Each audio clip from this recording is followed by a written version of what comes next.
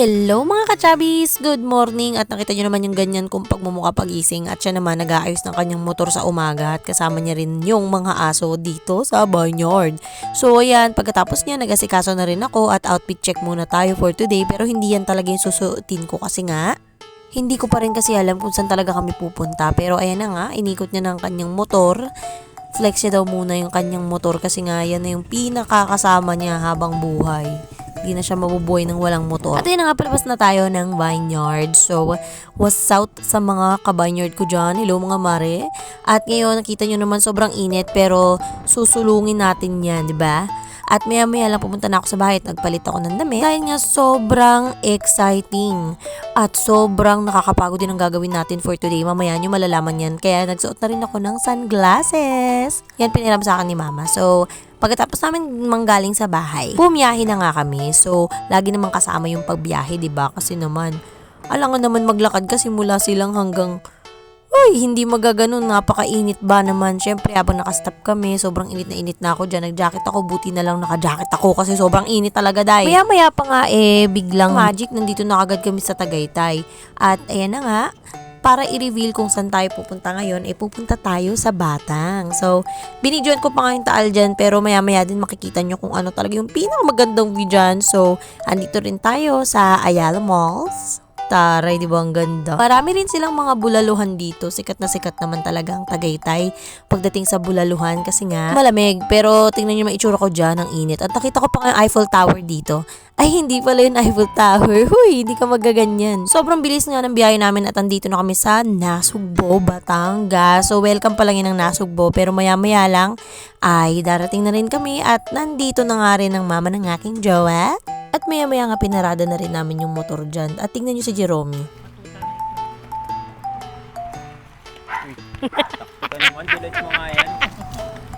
Napakalakas talaga ng tawa ko dyan kasi nga sobrang tiwang siya doon. At nakatulala lang siya dahil siguro sa sobrang init. At ayun na nagtatawanan na kami. Pero ito na ang simula ng ating journey. At sana magtiis talaga kayo kasi sobrang haba nito. Kaya yan lang kayo, panoorin nyo ako kung paano kami mapagod at hingalin sa bawat hakbang.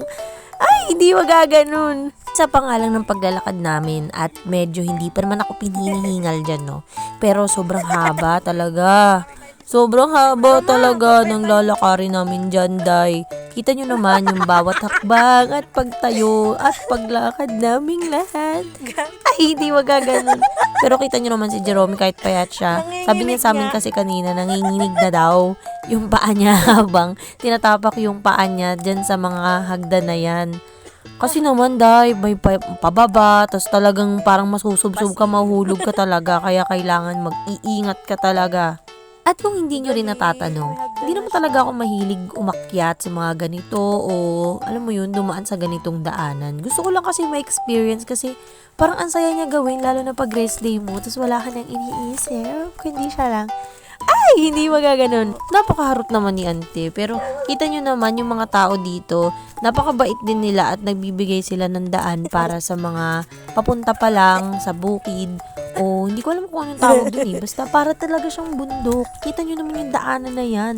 Hindi lang yung dadaanan natin, hanggang dun pa yan sa pataas. So, para din talaga siyang bundok. Fast forward ko na nga din kasi nga, sobrang init din at ayoko rin maboard kayo habang pinapanood to, no?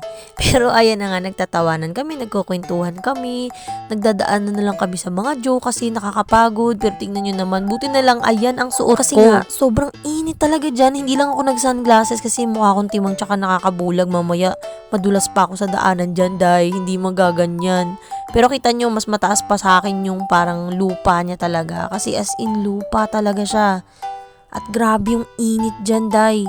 Sobrang init at sobrang tarik din ng daan. Kaya para sa mga mahihilig umakyat ng bundok dyan, sobrang saludo ako sa inyo kasi, ay grabe talaga. Hindi ko talaga kakayanin. Alam nyo ba, sobrang pagod na ako dyan. Mga banda pa lang dyan, kita nyo naman yung daan.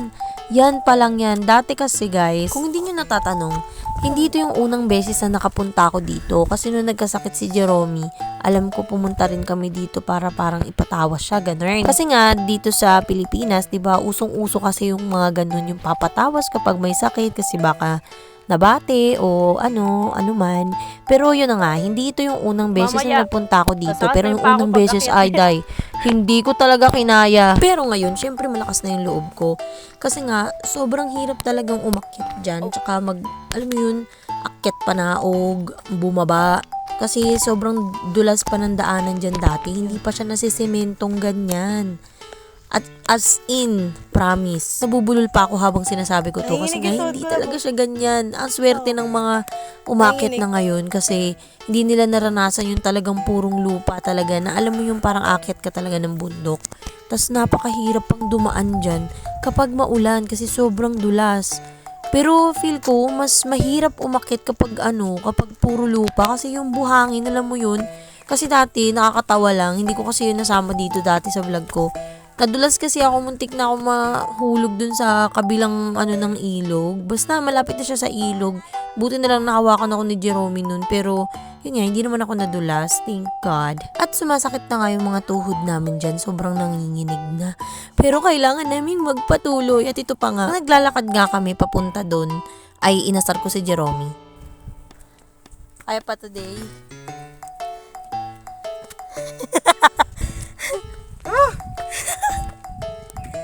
Napapasigaw na talaga siya sa sobrang hingal at nakakapagod. Kita nyo naman kasi yung daanan, guys. Ayan pa si mama, naghintay kami sa kanya kasi nga nahihirapan na rin siyang huminga dahil sa sobrang init tapos paakyat pa halos yung mga daan. Kaya kita nyo naman ang ilong ni Inday. Grabe na, parang namamaga, nakakahinga. Diba? Kaya akyat on your own risk talaga mga day. Pero enjoy ko naman ang moment na to. Pero ayun na nga, maya-maya, naglakad-lakad kami ulit. Sobrang dami naming nilakad for today. Siguro nakabawas ako nito ng mga 5 million calories. Ay, hindi magagano'n. 5 million calories naman. Huy. Sobrang ganda lang naman kasi talaga dito. Kaya kahit sobrang nakakapagod, mas gugustuhin mo pa rin umakyat. Pero di ko na rin kinaya. Kaya sabi ko, magpahinga muna tayo at kunin mo tong bag ko. Tapos tawa kami ng tawa kasi nga pares kaming hinihingal. At ayan na nga rin si mama, nandyan na siya, padating na siya, naunahan pa siya nung mga kasabayan namin. Naghintay muna kami sa silong kasi nga sobrang init. At ayan na nga rin si mama, tignan nyo naman yung itsura. Hi ba today? Sobrang pagod siya at napainom na rin siya ng tubig. Pero pagtapos din yan, syempre kailangan pa rin namin magpatuloy, maglakad hanggang sa marating namin ang rurok ng tagumpay. Ay, hindi magaganon. Kaya nga, ayan na, naglakad-lakad kami ulit. May mga munting bahay din naman dito. Munti? Hindi, marami ring mga bahay dito. Normally, yung mga bahay dito ay hindi katulad sa mga syudad na mga nakasemento. Pero may ilan din naman na nakasemento. Tapos, ayan, meron ding mga balon. At may nakita pa nga ako ditong kalabaw. O, diba? Hi, Frenny! Charing. Ayan na nga, naglakad kami ulit. Patuloy ang paglalakad. Kahit sa tirik ng araw. Ay, nag-i-spoken poetry na naman. Hindi naman dapat ganoon. Pero ayan na nga, mukha na akong maskulado dito. Naubos na yung sunscreen ko at kitang-kita nyo na ang pimple marks ko. Ay, hindi naman talaga. Pero ayun na nga, napaalalay na rin siya at nagtatawanan na rin kami kasi nga medyo patag na yung daan dyan. Nakikita nyo naman. Medyo okay na yung daan at hindi na rin masyadong matarik. Na parang grabe, kulang na magpahila na lang talaga ako Kasi sobrang taas talaga. At nakita rin namin tong kabayo at nagmano nga rin siya sa tito niya. At nagmano rin ako syempre. Bilang isang Pilipino, kailangan natin maging magalang at lalo na sa mga matatanda. Maya-maya din ay sa wakas, napunta na rin kami at dumating na rin kami sa aming patutunguhan. At nandito rin si Ina, sabi niya, napakalayo ba? Sabi, alam niyo naman ang mga Batanggenyo. May ganun magtanong. Ay, hindi ganun. Pero ayan na nga, nagmano na ako sa mga tito, tita, dahil ayun ay ang pagpapakita ng paggalang sa kanila, lalo na't isa kang bisita. So, ayun na nga, pagkatapos namin dumating dyan ay nakita namin sina tito. Normally naman talaga ng mga nasa bukid ay nag-iinuman. Grabe naman talaga, huy. At ayan na nga, marami rin kami nakita dyan at nakasama na bago rin sa amin, bago rin namin nakilala. Pero syempre dahil gutom na kami, syempre hindi mawawala ang pagkain. At alam nyo ba na isa sa mga masasarap na magluto ay ang mga Batanggenyo. Ay grabe, 2 days talaga at ang birthday nyo dito hindi aabutin ng 2 araw, 3 araw. Kasi grabe sila mag-inuman dahil halos aywan ko kung ilang araw na sila dyan, pero ayun nga si Ina at yung kanyang kapatid. Sobrang tagal nila nagiinuman hanggang pagdating namin nagiinuman pa rin sila.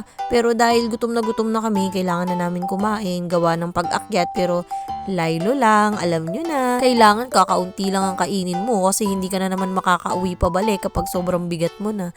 At ito nga rin, may nakita kaming chicharon. So binigyan nila kami ng chicharon, kumain din ako ng chicharon. Pero sobrang kunat na niya kasi nga matagal na kasi siya, pinapampulutan na lang siya pero kinain na rin namin.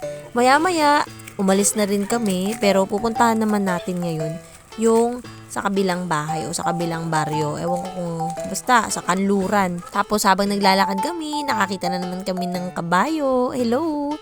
Tapos naglakad ulit kami.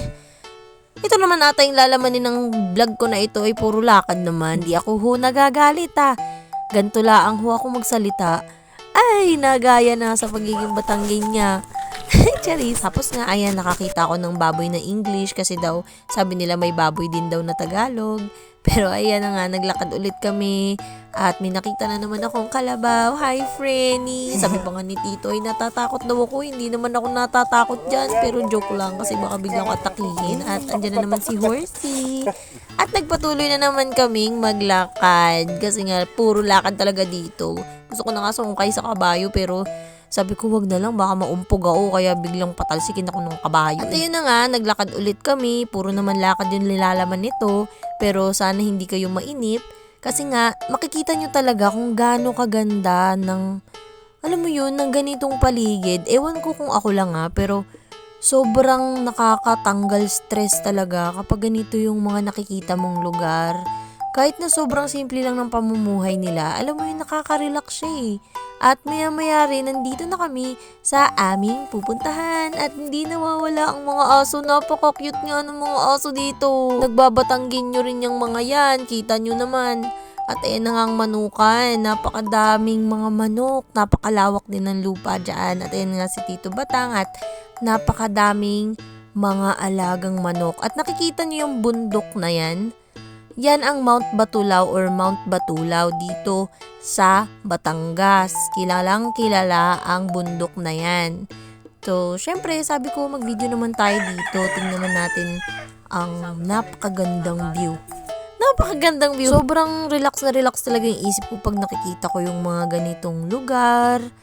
Kasi alam mo yun, tanggal stress talaga siya. Tanggal stress sa mga customer na lagi ka nalang binabad trip. Ay, binabad trip, hindi ganun. Dahil nga, bawal din akong gabihin kasi papagalitan din ako ng aking mga magulang. Kailangan ko nang umuwi. So, sobrang init pa rin naman dyan at ito na yung daan namin pa uwi at ito na yung most thrilling part. Kasi nga dahil kumain ako kanina, ganun, magiging gato na itsura ko. Tsaring hindi ganyan. Nakita lang namin yan sa daan namin at napaka-cute ng mga babies nyo. Sobrang cute talaga. At tumitingin pa nga yung baboy na yun. Hindi yung pa ako yung baboy baka naman magkamali kayo. Hindi yan. So ayan na nga, nandito na tayo ulit. At medyo kakaiba tong dadaanan natin kasi shortcut daw to pero parang lungkat pa rin. Napakahaba pa rin ng binyahe at nilakad namin dito. Binyahe, may gulong ang paa. Huy, hindi magaganyon. Ayun na nga si Jerome, sobrang tibay pa rin ng mga buto-buto niya. Naglalakad pa rin siya at pinadala niya rin sa kanya pinadala ko din talaga sa kanya yung bag ko kasi hindi ko na talaga kaya, day. Parang yung bigat ng katawan ko, hindi na kaya buhatin yung isang bag na yan. Tapos sabi ko sa kanya, lagi naman natin gawin to. Para naman hindi nakaka-boring, hindi na nga tayo nakakapag-date, tapos ayaw mo pa maglakad sa bundok. Tsare, sobrang busy naman na kasi namin sa pagtatrabaho at marami kaming inasikaso. Pero sobrang saya talaga ng araw na yan. Nakita nyo naman, naka-sunglass pa ako, feel na feel, diba? Kita nyo, napakaganda ng paligid at sobrang ganda talaga ng kalikasan. Hay, sobrang in love talaga ako, pero ito yung pinaka-worst part. Kita nyo yan? So, yun yung daan. Hanggang doon pa, day. Yung lalakarin namin. At hindi ko na talaga kaya. Sobrang inihingal na ako. Pawis na ako. Hindi ko na alam ang gagawin ko. Ay, hindi magagan. Patuloy na naman kami ngayon sa paglalakad. At sobrang hirap. Kasi nga, syempre dala ng kinain namin. Nagsuman pa kami pagdating kinain na. Tapos, nagkape. Buti na lang at nagkape ako. Kasi feel ko wala na akong energy. Kalahati pa lang or 1/4 ng dadaanan namin. Kita nyo naman yung laki ng butas ng ilong ko dyan sa sobrang hingal. Pero hanga nga rin ako kay Jerome kasi mas mapayat siya sa akin. Pero kita nyo naman, sa wakas nandito na kami. Nakatating na rin kami sa haba ng nilakad namin dyan. At nagpahinga na rin ako dito sa my waiting shed kasi ito yung pinaka talagang hintayan pagtapos mong umakyat. Uminom na rin kami ng tubig syempre at sobrang pagod at sabi niya tara na, umuwi na tayo. Sinuoton niya ako ng helmet. Uy, love language. Charis. At ayun na nga, bumiyahe na kami pauwi. At sobrang saya ng araw na to guys kung alam nyo lang. Kaya sana itry nyo din to at nakalabas na rin kami ng Batangas. Maya-maya nga, sabi namin mag-stop over nga muna tayo kasi ito naman, sobrang nakakatanggal pagod. Sobrang ganda ng Taal Volcano guys. Sobrang ganda. Kaya sa mga gustong bumisita dyan, ito ang best escape nyo talaga. Best escape talagang piliin ng Tagaytay. Lalo na sa mga ayaw pumunta sa Palawan o sa mga malalayong walang budget. Mas maganda na dito kayo pumunta. Nakaka-relax. Sobrang ganda niya, tignan mo naman, although hindi naman masyadong malinaw yung camera ko, pero pinipilit ko talagang makita nyo ang ganitong bagay. At maya-maya lang pagtapos namin mag-sightseeing or sight viewing, nakauwi na kami. At ito ang highlights namin for today. Sana nagustuhan nyo ang video na ito at sana naging masaya rin ang panonood ninyo. Bye mga ka-chubbies!